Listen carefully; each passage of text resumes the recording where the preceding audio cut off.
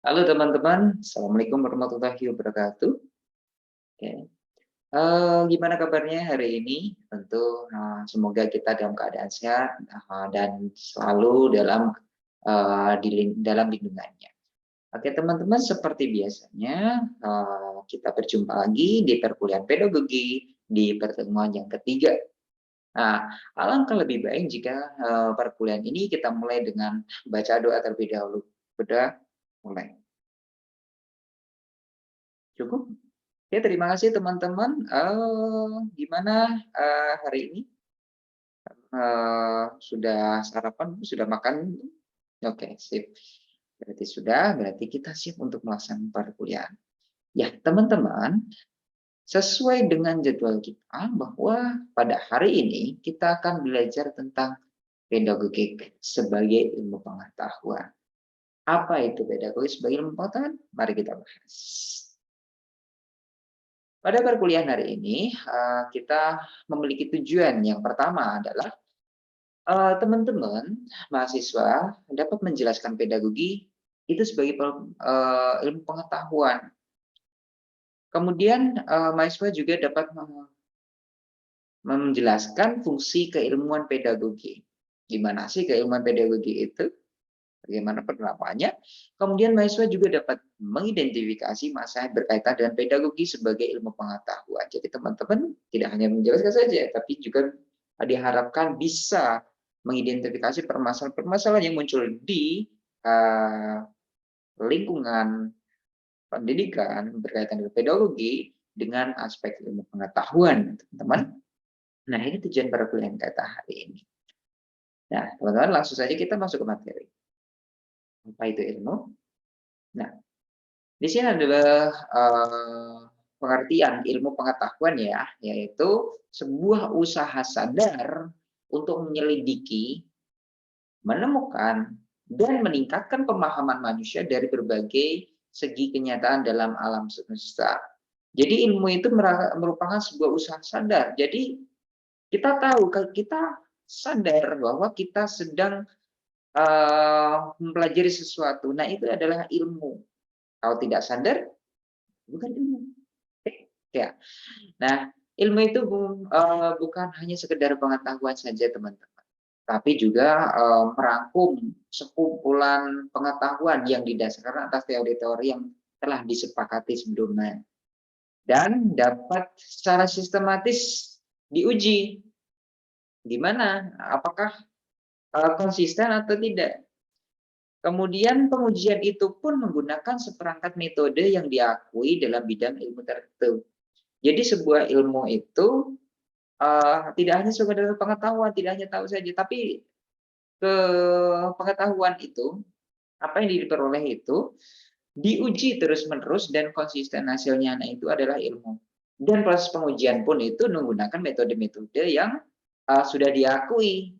Nah, tentunya misalkan ilmu tentang matematika diuji dengan cara-cara matematika.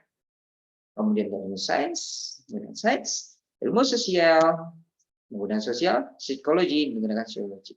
Nah, itu sesuai dengan ranahnya masing-masing. Dan jika itu konsisten, nah itu adalah ilmu.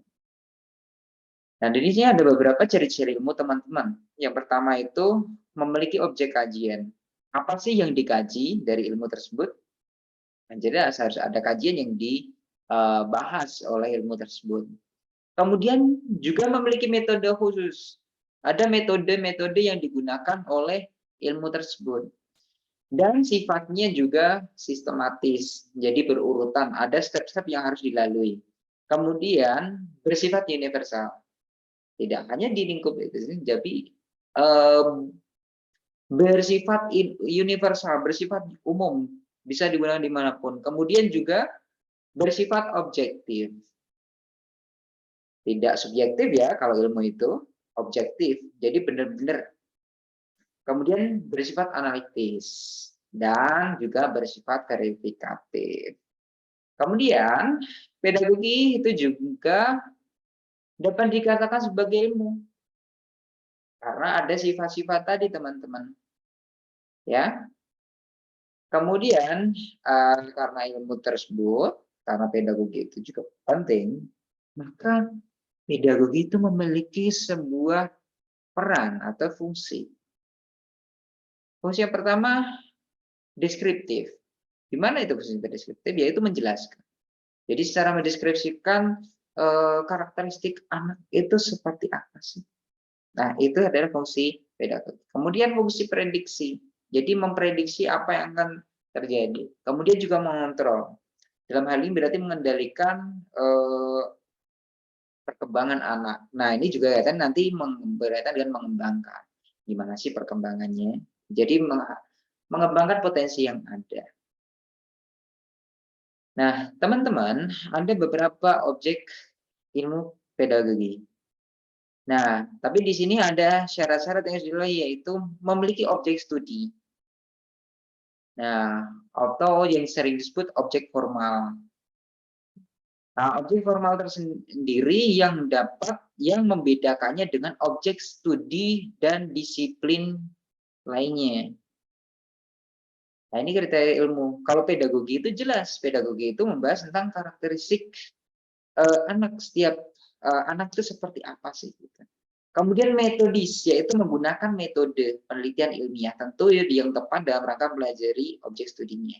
Sistematis, bahwa hasil studinya merupakan kesatuan pengetahuan mengenai objek studinya yang disusun saling berhubungan dan saling terpadu. Nah, ini ada di pedagogi semuanya. Nah, kemudian ada juga objek. Nah, di sini ada objek yang bersifat material, ada yang bersifat formal. Objek material dan objek formal. Apa itu objek material dan formal? Objek material itu segera sesuatu yang dipelajari oleh ilmu dalam wujud materinya. Objek material pedagogik itu siapa? Yaitu human, manusia. Manusia itu merupakan objek material dari ilmu pedagogik. Kemudian objek formalnya apa ya? Nah, objek formal itu merupakan suatu bentuk yang khas spesifik dari objek material yang dipelajari oleh suatu ilmu. Nah, objek formal pedagogik adalah fenomena pendidikan dan situasi pendidikan yang dilaksanakan saat ini. Nah, ini ada bidang kajian. Nah, di sini ada karakteristik pedagogik, ada karakteristik sebagai ilmu empiris, kemudian ilmu kemanusiaan, normatif, dan praktis. Nah, teman-teman, ada beberapa metode studi penelitian pedagogi, yaitu ada 2 metode. Yang pertama kualitatif, kemudian yang kedua adalah kuantitatif. Apa itu kualitatif? Apa itu kuantitatif? Kualitatif itu ada beberapa metode di dalamnya, yaitu ada fenomenologi, hermeneutika, dan etnometodologi. Kemudian yang kuantitatif itu ada metode eksperimen, quasi eksperimen, dan korelasi. Nah, ini teman ketika nanti melakukan penelitian itu pasti ada aspek-aspek ini. Nah, oke, mungkin itu saja perkuliahan hari ini. Untuk sesi pertanyaan, silahkan teman-teman ajukan lewat fitur chat yang sudah tersedia di aplikasi Edlink. Untuk selanjutnya, teman-teman silahkan kerjakan tugas yang sudah disediakan, kerjakan dengan baik, dan dikumpulkan tepat waktu. Ingat ya, tepat waktu. Jangan telat, karena nilai itu berasal dari kalian. Oke, terima kasih. Sampai jumpa. Assalamualaikum warahmatullahi wabarakatuh.